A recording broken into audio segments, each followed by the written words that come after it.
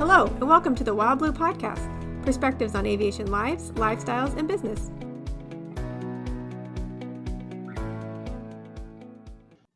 Welcome to the Wild Blue Podcast, where we look into aviation lives, lifestyles, and business. I'm Chris Kirk, and joining me today is Todd Mitten. I thought it would be kind of interesting to interview Todd about his experience going through captain upgrade training at Brand X, we'll call it airline. A lot of folks are familiar with airline flying, but not necessarily with the scope and the training required, and then the responsibility involved with taking command of an airliner and being in charge from the left seat. So to that end, let's just jump into the interview right now.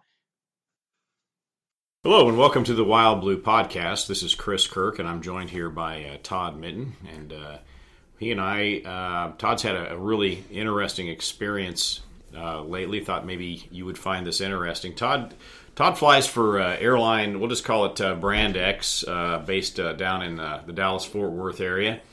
And just recently went through captain upgrade school on the Airbus A320. So I thought it might be fun to pick his brain a little bit about that process and some of the things that are beyond just flying the airplane. What some of the things are that go through your mind as you're the captain and have 180 people behind you that are depending on you. So Todd, welcome. Good morning, Captain. How are you? Oh, Captain, my Captain. No, I'm doing well, Chris. Nice to see you today. So you just finished the program up. In fact, you just had your IOE and your first trip. Yes. It was a long time coming, I'd say that, and excited to be flying the Airbus. Came off the Boeing 777, and prior to that, 757, 767, and just been a lot of time on Boeing stuff in recent years, so the Airbus was a new and different animal. So what's the difference between the two of them? I mean, obviously there's a lot, but tell people what you experienced between a Boeing and an Airbus. At the end of the day, they do the same thing, but the philosophy that Airbus has is different. There's a little more automation, I think, to an Airbus.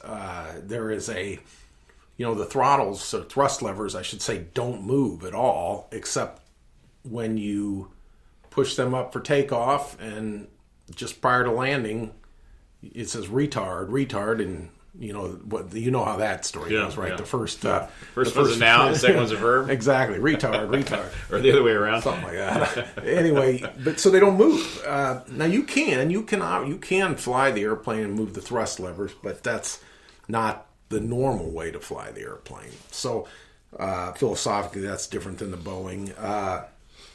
But just learning what we colloquially call the box in either airplane, it's different. It even has some of the same, like PROG, the prog button. And you're talking about the FMS. Yes. Yeah. They don't do the same thing. So that was a real challenge in learning this Airbus. To me, it's just learning how to operate that, control the airplane. Because as you know, flying these airliners, it's all done through that flight management system. Mm-hmm. Everything from setting speeds and your routes you're going to fly and the altitudes and just so much is driven through programming the box and operating the box.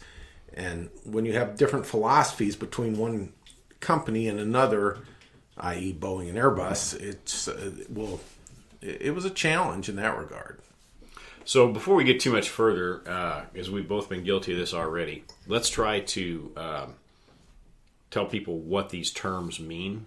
So initially I said something about IOE. Well, that's initial operating experience. So that's the on-the-line training that you get as you've upgraded to a new airplane or a new seat, and often involves flying with a check airman and then getting signed off to fly with another first officer without somebody supervising. So you mentioned FMS, and we just want to make sure people know what the FMS is, the flight management system, right? And maybe a good way to before you ever get to that initial operating experience, you have a whole simulator period, and before that you have ground school, and even before that you have training. So maybe we should start back at the beginning and how this process works at an airline for those of you that aren't familiar, or maybe some of you are interested yourselves in pursuing an airline career, or have a son or daughter that's thinking about it, because obviously we know we have a lot of pilot listeners, and maybe you've been successful in some career field or something like that, but now you've got a son or daughter that you exposed to aviation and they're thinking about it. So that's why I think this is kind of a relevant discussion.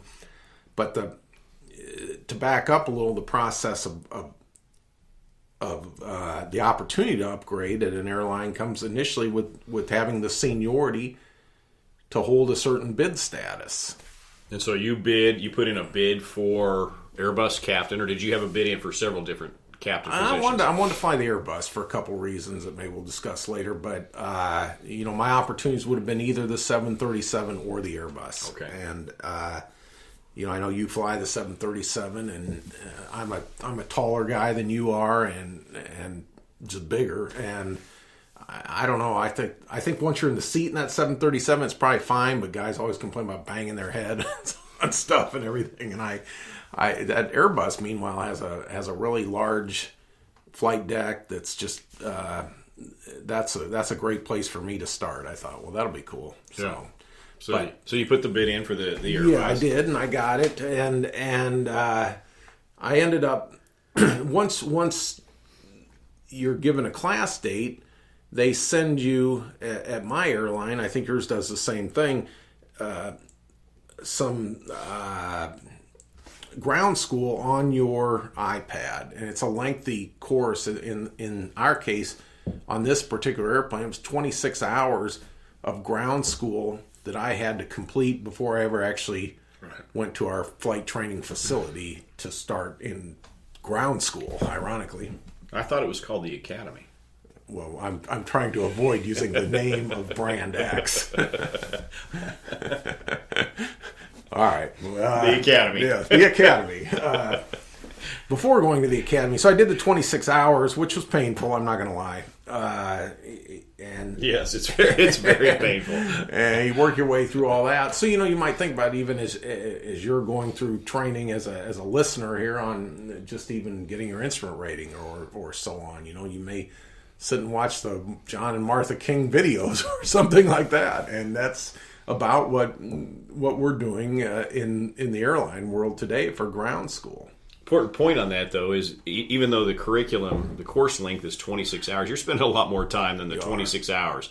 You're going back and reviewing, you're studying, you're memorizing, you're trying to just assimilate and put it all together, make sure you understand, at least have some semblance of understanding before you show up. And not unlike the way ForeFlight was such a revolutionary way that we all flight plan now and all that, I think that now the iPad in the airline industry, you can carry every book. There's so much information on that iPad, you couldn't possibly ever get through it all. It's unending, Yeah, I think this is just me. Maybe it shows my age, but I think having everything on that iPad is a detriment anymore.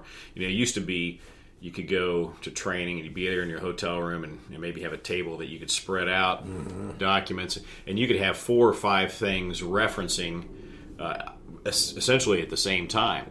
And that's the shortcoming of the iPad, is now you're constantly switching back and forth, and you can't see both of them at the same time. No, it is a different style of training. I will say they still at Brand X send us a big poster. Right. You guys probably do the same thing, and you end up ironically using that poster. I used it more in this training than I had in a while, probably than when I checked down the 777 several years ago. The Airbus cockpit being unfamiliar to me and new, it helped to look where things are, how it was laid out. So that was the pre-ground school portion. Then the next step was to start into ground school itself, and that was about 9 days total, effectively 2 weeks on the calendar. There are professional ground school instructors. Many of these guys had served maybe in the military as flight engineers, or some have come out of general aviation. Some have come from other backgrounds, but a typical airline ground school instructor, very knowledgeable on the systems and the operation of the airplane, and that's what their job is, to start to impart that knowledge to you. Right, and they're not line pilots. They are strictly doing that job there. Some are not even pilots. Many are not pilots. Some Right. are. It just depends. The two that I had in the 4-day period and then a 5-day period were both former military flight engineers. So, the one guy was a KC-10 flight engineer. And so the good news is if you happen to know anything about military flight engineers, they are very systems oriented. Oh, the Airbus, we didn't go heavily into systems. You're not counting rivets somewhere. It's just not the way they treat it. But nonetheless, those guys are very knowledgeable. That 2 weeks culminates with a 100-question test, and then a time you're being evaluated in a procedure trainer, which I'm sure many of our listeners have seen procedure type trainers in maybe at an FBO or a school, an aviation school or something. You can flip switches. You can, in the case of the Airbus ones, are all touch screens. So you want to move a switch, you touch the screen and the switch moves. So they have you fly a simulated flight and touch the screen and do the items necessary, just like you're operating the airplane, while being evaluated by a ground school instructor. Right. You're building a lot of muscle memory there too, just knowing where things are and how to access them. Yeah, I should have mentioned I went through with a first officer that was quite a new hired American. He had been hired a couple years earlier, but was, like many of the very junior guys, furloughed briefly when COVID all happened, and then he had an infant daughter that was having some health issues, so he took FMLA. So he had been a 737 FO, and then when he came back after his family leave issues, his daughter's doing fine now, but he had wanted to fly the Airbus, so he switched airplanes. So I was kind of lucky to have an FO that was not a brand new hire, as is often the case. However, I did have he had never been on the Airbus, so a sharp guy, had flown captain at a regional airline previously. So he and I went through the whole process together. The ground school, that little flight that I just described in the procedure trainer that you're evaluated on, and then of course we move on next to the simulator phase. And so from start to end, when you show up down there at the academy, how long is that? About 4 weeks, I would say. Yeah, because there's like I said, the ground school was 9 days, and then the simulator stuff was also 9 days. So you end up with, or was it 10? Isn't that something I'm forgetting already? But you do. That's right. You did 5 sims. So at Brand X, there are professional simulator instructors, and much like there were professional ground school instructors, these simulator instructors are not. They're not line pilots for American Airlines. They're not on the Brand X. Brand X. They're not on the seniority list. They are but a lot of them are former airline pilots or guys that have extensive backgrounds, and they actually work with you in the sim and teach you the procedures we've learned the procedures. Now they're teaching how to do it in these full motion simulators that have tremendously good visuals. And the sims, when you and I started doing this, you probably worked in some old simulators that were probably built in the 80s or earlier, and those sims, it was always night and all. Now these simulators have daytime visual, and they're quite impressive. Mm-hmm. So I worked through the 5 days with the simulator. SimP is the term we use, professional simulator instructor, and then go home for a couple days, and then come back and do the other sims with an actual check airman. In other words, an American Airlines pilot who is on the seniority list, and he or she is a long-time highly experienced captain who's now instructing. That goes on for 3 days, and then you get 2 more days. One's a maneuvers validation kind of day, and your final actual type rating check ride is a line-oriented evaluation where they set you up at the gate and you push back out of that gate. In our case, it was, I think, LaGuardia to Boston, and then the second leg is Boston to DCA in the simulator, of course, but done with all the paperwork, just like a regular line flight. And that's how ultimately at the end of that process you get a type rating in the aircraft you're training in this case the Airbus 320, which then allows us to fly the Airbus 319, 320, and 321. You guys have 19s, 319s? Oh yeah, we got a lot of them, a lot of 319s. You could fly the A318 too. We don't have the 318, the really baby bus. That's a pretty unique airplane. There aren't a lot of those around. But so give people a context, just so they can, between the 319 seats, roughly how many people? Well, it's kind of interesting. It seats 128 people in the configuration. Okay, and then a 321 does. And all the way up to a 321 the other day, including 2 jump seaters in the cockpit and a jump seating flight attendant, along with the flight attendants and so on.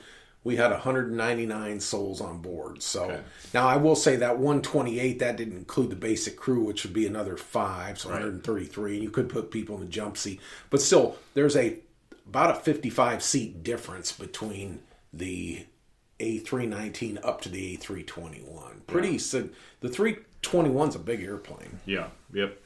Well, let me back up here a little bit, just to kind of as a matter of explanation. So there in the simulator, there's two types of training we really get. And Todd talked about the maneuvers val, or maneuvers sims, which those are sims where you go out and you do like the name says, maneuvers, but you're practicing wind shear, you're practicing TCAS, traffic avoidance. You're practicing engine out, V1 cuts, you name it, all the different. Well, even beyond that, you're practicing basic, ILS approaches, or what we call RNAV approaches, or like, of course, you mentioned engine out, but even normal takeoffs and crosswind landings, crosswinds, everything. Yes, yeah. The simulator has the ability to replicate most of what goes on the line. So those are the maneuvers, and then you do the LOE or the loft. So the LOE is the line oriented evaluation, but the loft is a line oriented flight training, which you may be doing just on a day where you just have a regular sim. And those are the days, like Todd said, where you're doing it where the sim instructor's acting as the pushback crew. He's acting as a mechanic if you need a mechanic. He's acting as a flight attendant, gate agent, air traffic control, ramp control, everything. And it's real time. In those, typically you don't stop. It goes the way it goes, and then you evaluate it afterwards. So. Yeah, and that's a challenge when you're unfamiliar. And it's always moving quickly. There's no, because time is of the essence. Mm-hmm. So there is no moment, on the line. You might have a scenario where the flight attendant leans in and asks, "Are you ready to close the door?" And yes, you're ready. But it may be 5 or 6 minutes where you sit there while something's going on, and it never happens that way in the simulator. It's always, all right, ready to close, and boom, the same voice, because it's the simulator instructor, but now he's downstairs. All right, you ready to, steering disconnected, and all the little litany they go through. But anyway, there's no break at all. It just keeps moving fast, and it really mentally is taxing for a brand new person. Yeah.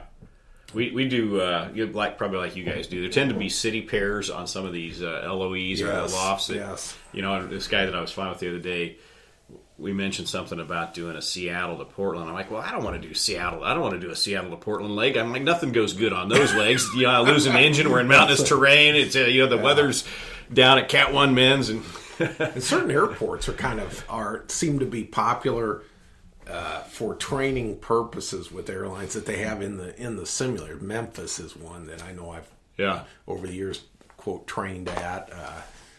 I guess they offer a lot of the right kind of approaches, the ability that low visibility taxi, stuff like that. That's another thing you train. Just even these oddball things like the low visibility taxi, they'll have in the simulator. It's very foggy and you can't see, so they want you to. Are you going to follow the SMEGS? What's that stand for? Surface Movement Guidance System, or something to that effect. Yeah. And that's how airliners taxi in very low visibility conditions. And there's, one of the things that you don't do necessarily on these airplane change type of trainings, but you certainly are exposed to early on is ops specs. Where you're learning about, what are the rules and regulations under which this airline can operate, and what kind of approaches can I fly, and what kind of weather can I fly them in. You'll invariably hear, a comment from a passenger. Well, those guys were taking off over there. How come we couldn't take off? Right. Well, it's because our ops specs don't allow us to do that. And speaking of that, right now I'm still a captain with less than 100 hours. You've been a captain a long time, Chris, and so if you and I arrive, your brand Z flight and my brand X flight arrive at the airport, and the visibility and conditions are low, I may have to go to the alternate right now because I'm still a low time captain. That's right. Where you could go right in there and land. So that's part of the op specs that you referred to, so a challenge for me upgrading, and I've been a captain in the past in a different life, but a challenge for me upgrading is being aware of and knowing all these rules, and as you well know, once you're the captain, everybody turns to you looking for the answer. So, so I finished up. I got both my sim partner Jason and I got our Airbus type ratings. That after that final simulator ride, and it was great. Felt good. Went home, and then a couple days later, they called me and said we've got an IOE, what you talked about, initial operating experience trip planned for you. Now I knew I had talked to the people who do that scheduling, and I knew what to expect. I already expected I was going to get this particular trip, which was DFW to Jacksonville, Florida, back to DFW, then up to Des Moines to lay over, and day 2 was Des Moines to Phoenix to Boise to lay over. Day 3 was just one leg, Boise to DFW. Ultimately, that last leg got canceled, and I flew Boise to Phoenix, and then deadheaded back to DFW. But again, that third leg of this training, you go out with a check airman who he's a captain on the airplane, but he's trained to fly as a first officer also. So you get so as a traveling public, you can rest assured that even though you got a new pilot on the flight, be it a new captain or new first officer, he or she is flying with an experienced check airman. Yeah. So now, this is your initial upgrade. Yes. Did one of your final flights have to be with a Fed? Yes, but just like in all of us who've gotten pilot, our private pilot, our instrument rating or whatever, you typically don't go take the check ride with the FAA. You take it with a designated examiner. Well, the airlines also have that ability. So I didn't happen to fly with an FAA guy. Okay. I flew with an APD, an airline pilot designated examiner. So I was going to mention, though, this is the best part. I was super impressed with the check airman I had on that first trip. Very, very knowledgeable, very thorough, really enthusiastic, and making sure I understood what I needed to know. And he was really good. But I knew he was pretty new at the job because a couple times he got on his cell phone at the when we landed, and he was talking to another experienced check airman. I could hear part of the conversation. Well, we were on our second leg of day 2 of that 3-day trip, and I had told him I really appreciated his how thorough he was being and all. I mean, we're all professionals. We kind of understand it. We're not that lost. And he says, well, I guess I may as well, in full disclosure, tell you that you're my very first student, which is a challenge for him. And I had I had a lot of respect for that because he hadn't flown a lot in the right seat in recent times. B, he's flying with a captain that's coming off a wide body airplane. It might be different if I'd had 3,000 hours as an Airbus first officer. Well, yeah, I got every little nuance to this thing.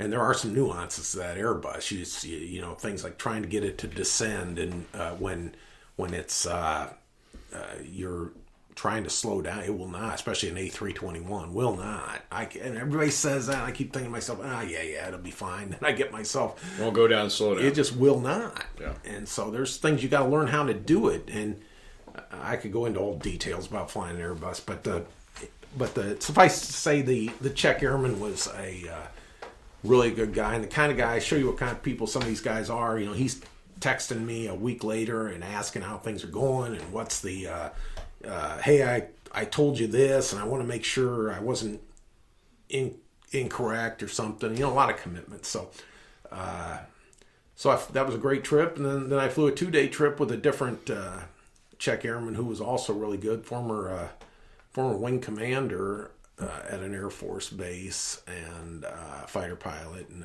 really an interesting guy. And we had a great time together. And he, and then the very last leg of that trip, it was a 2-day with 3 leg. It was Phoenix, L.A., up San Francisco, back to L.A., layover, and then L.A. to Cabo, back to L.A., and then to Phoenix. And that last leg from L.A. to Phoenix is when the APD sat in the jump seat, and that was that. You know, you need 25 hours, and I was a little above 25 hours, and good luck, Captain. So that's how it does happen quickly. Yeah. But then, so I'm not sure how you guys do it.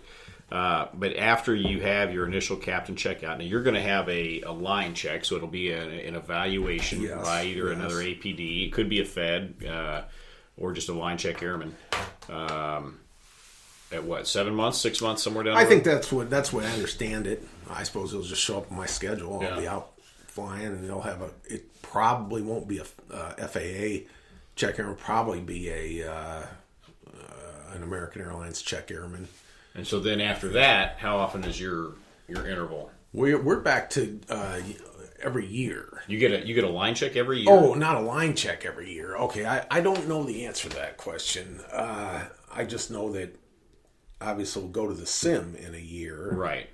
And so your sim intervals are every year now. Okay, ours are every 9 months. Well, ours weren't. It just changed. Yeah, I hear ours are getting ready to change too. Well, there is no new ideas in the industry, which, if something's changed at brand X, I could probably predict it's changed at brand. Meanwhile, I guarantee if something changed at brand Y. Hey, we both grew up in the Air Force. We know how that wheel goes round and round and round, and everybody thinks they have an original and new idea. Yes. There are no new ideas. But so you'll have a check ride in the sim every year. Yes. And then on top of a line check probably every 2 years. Every 2 years, I think. And then on top of that, what people don't understand sometimes is that we're always fair game for an FAA guy to show up unannounced, and you're essentially getting a check ride then. So the rest of the story is I ended up with 2 weeks off, and I finally go out to fly my first trip with an FO, a first officer. Thankfully, what a great guy,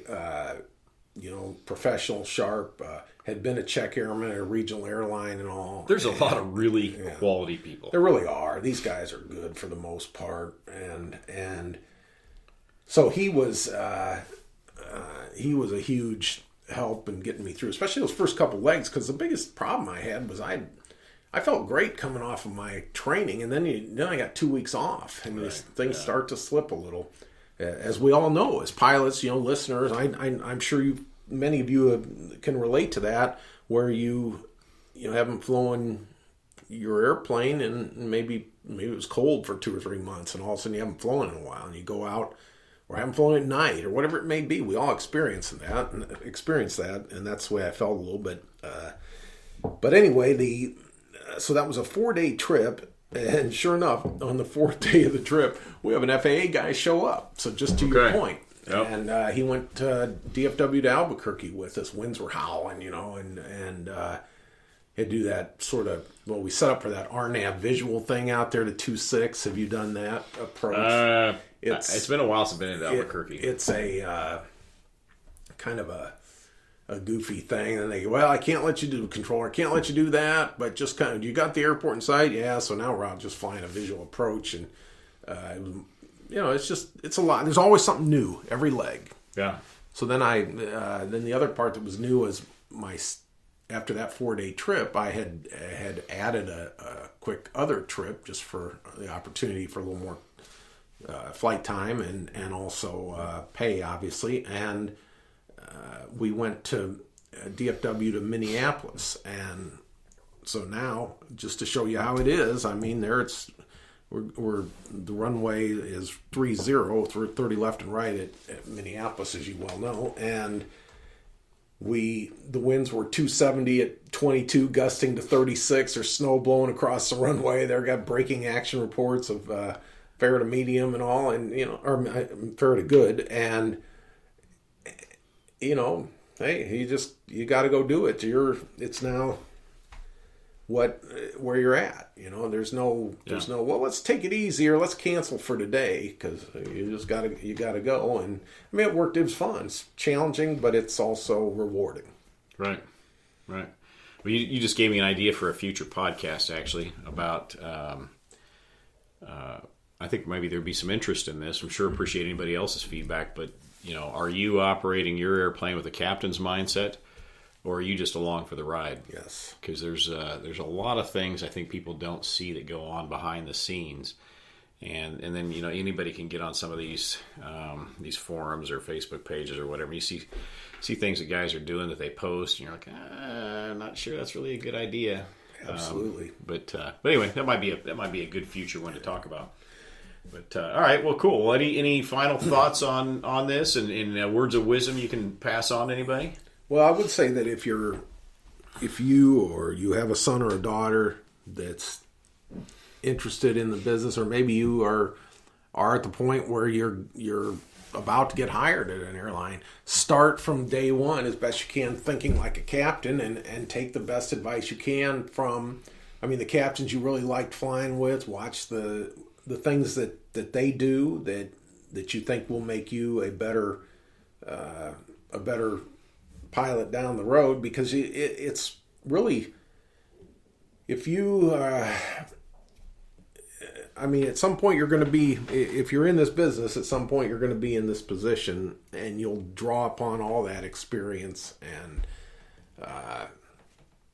it's just the way you have to be. When the time comes, you got to be ready. Yeah. So well, that's good stuff. So I know that I would, and I'm sure that Todd would be interested in visiting with you, especially if you have somebody that is interested in kind of taking this career path or curious about what this process is like. Give us a call. Even though our business is selling airplanes, we love visiting with people. I will say that I did make this offer one time years ago and almost regretted it because of the number of calls I got. But, we'll deal with that if and when the time comes. No, but give us a shout, 888-773-4249. Todd, it's always a pleasure. And we're really thankful that each of you takes the time to listen to us banter back and forth. Thanks, Chris. Good time, and we'll talk to you guys soon. Thanks for listening to the Wild Blue Podcast. Find us online at flywildblue.com. And don't forget to subscribe and share.